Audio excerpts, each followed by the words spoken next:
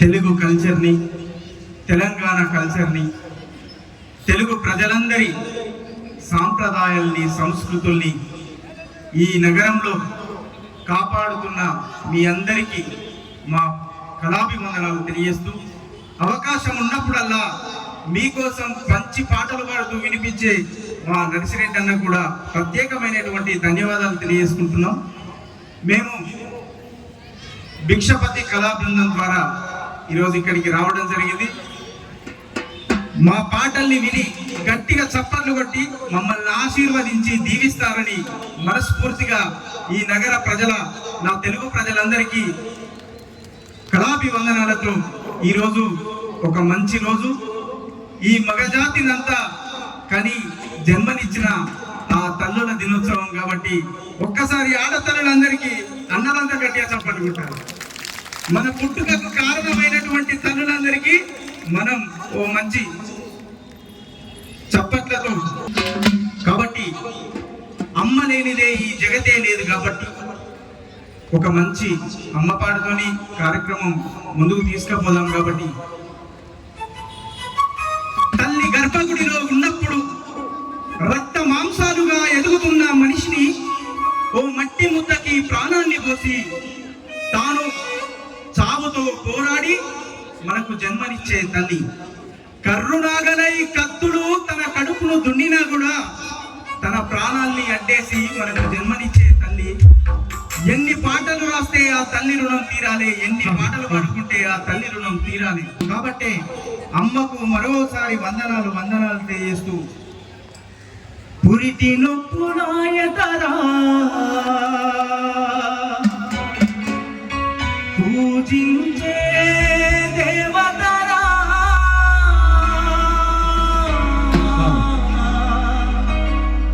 జన్మనిచ్చిన తల్లి జగతిలో జాబిల్లి.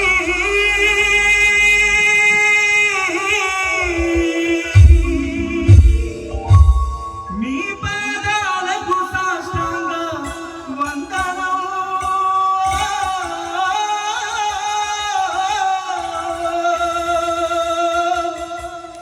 ఏమిచ్చిన తీరనిదమ్మా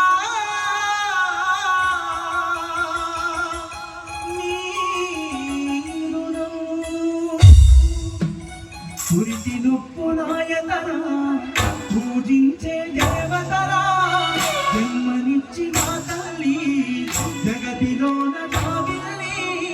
శాస్త్రంగా మీ పాదాలకు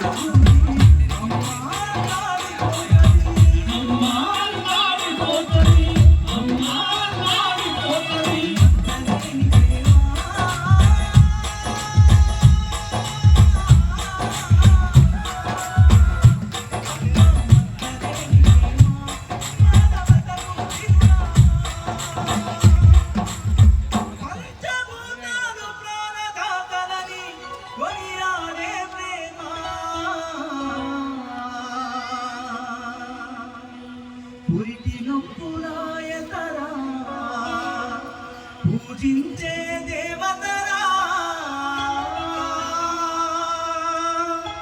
అవునా కాదా? పూజించే దేవత అమ్మ అయితే అందరికీ తీసుకుంటారు.